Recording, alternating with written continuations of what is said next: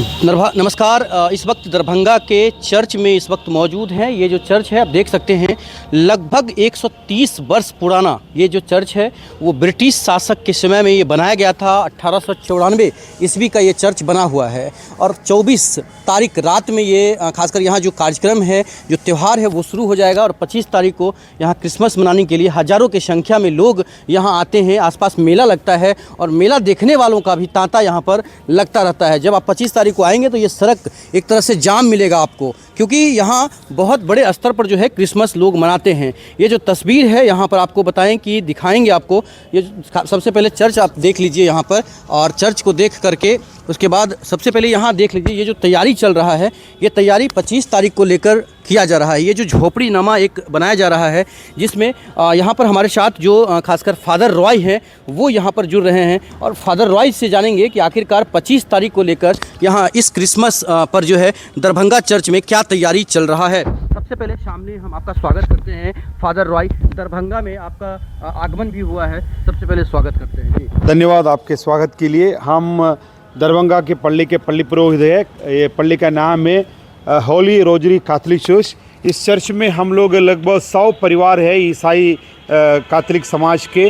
हम लोग क्रिसमस के तैयारी में इस तरह की झोपड़ी इसलिए बनाते हैं। हम लोगों का विश्वास है कि प्रभु यीशु जब जन्म लिया था, उनको जन्म लेने के लिए कोई जगह नहीं मिला था, इसलिए जी उनके माँ बाप माता मरियम और यूसुफ एक गौशाला में उनको जन्म देने के लिए जगह मिला और गायों के बीच में प्रभु यीशु ने अपने जन्म लिया। उसी के याद में हम लोग भी इस तरह के एक चरनी बना करके, एक गौशाला बना करके और मूर्तियाँ रख करके प्रभु यीशु का और माता मरियम का और संत यूसुफ का मूर्ति रख करके हम लोग ये क्रिसमस मनाते हैं। उसी याद में जैसे प्रभु यीशु ने गौशाला में जन्म लिया था, उसी के याद में हम लोग क्रिसमस मनाते हैं और उसी के याद में हम लोग ये सब बनाते हैं, पूरा सजावट करते हैं और सारे लोगों को इसको देखने का मौका दिया जाता है 25 तारीख को।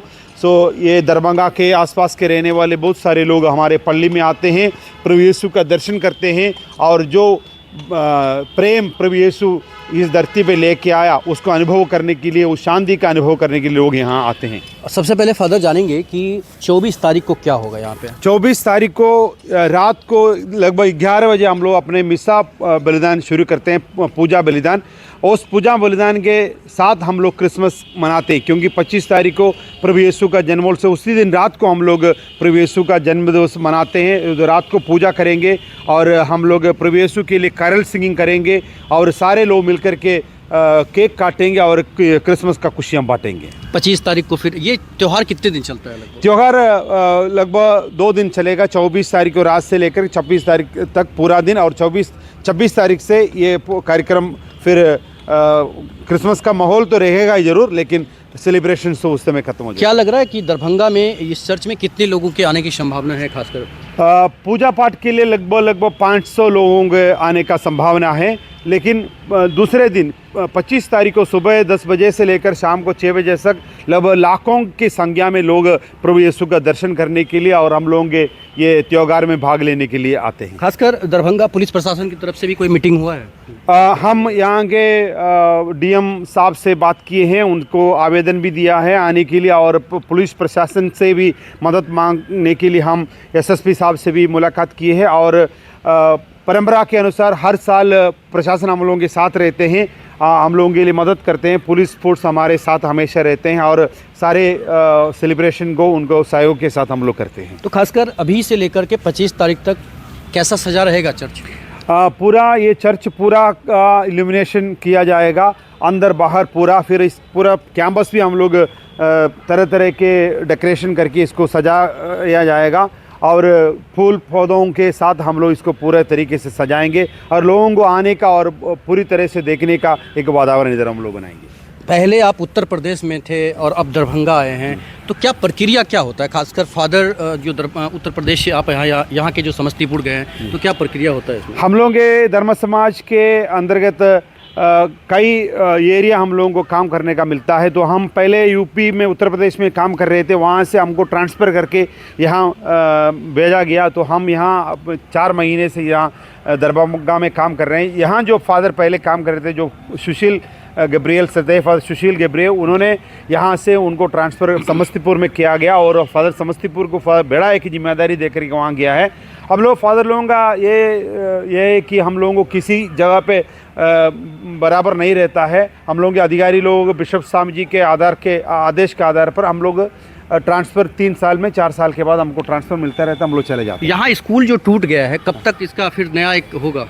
अभी स्कूल टूट गया है, कोरोना के समय ये स्कूल टूट गया है, तो हम लोग उस समय एक इनफॉर्मल स्कूल चला रहा था। तो हम लोगों का ये विचार है कि फॉर्मली एक सिस्टमेटिकली एक अच्छा स्कूल बनाने का प्रयास कर रहे हैं। उसके लिए हम लोग आवेदन दिया गया है। अभी फ़िलहाल हम लोगों को मकान का नक्शा बनाना है, उसको पास कराना है, उसी के एक तैयारी चल रहा है। दरभंगा वासियों को खासकर क्या मैसेज देंगे 25 तारीख को जो लोग यहाँ आएंगे? वो क्या 25 तारीख को इधर लोग जो आते हैं उन लोगों को मेरे सामने एक ही संदेश है कि प्रभु यीशु क्रिस्त का संदेश जो प्रेम लेकर के आए थे, सारे दुनिया के लोगों को शांति देने के लिए आए थे और सब लोगों को मेल मिलाव में रहने का एक माहौल बना करके प्रभु यीशु ने आया था। उनका कहना ये था, अपने आप जैसे प्रेम करते हैं उसी तरह अपने पड़ोसी को प्रेम करो और उसके साथ साथ अपने दुश्मन को भी प्रेम करो। तो इस नए युग में हम ये कहेंगे कि प्रभु यीशु का जो प्यार का संदेश सबके सामने बांटना चाहिए, आपस में प्रेम करना चाहिए और मेल मिलाव में रहना चाहिए। पूरा नाम क्या होता है? मेरा नाम है फादर रॉय मैथ्यू। मैं रहने वाला वैसे केरल का हूँ, लेकिन 20 साल से यूपी में काम कर रहा था, अभी 4 महीने से। बहुत बहुत शुक्रिया। Thank you. तो ये थे मेरे साथ फादर रॉय जो बता रहे थे कि 25 तारीख को क्या कार्यक्रम होगा।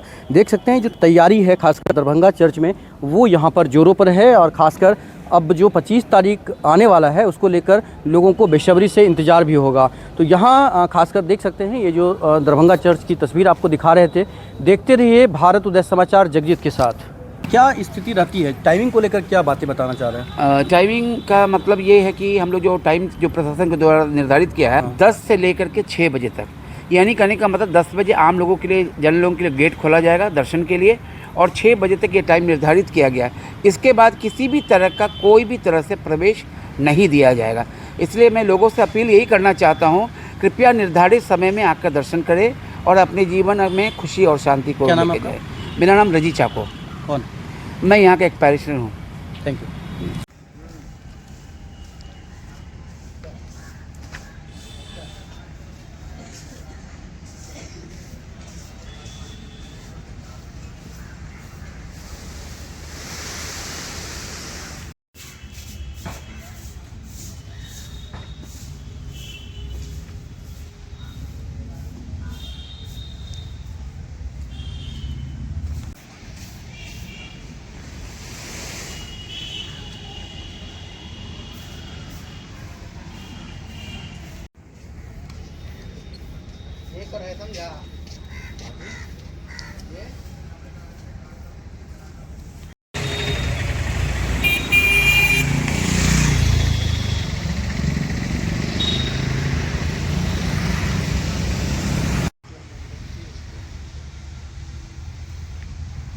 हाँ, पीवीओ या नहीं पीवीओ?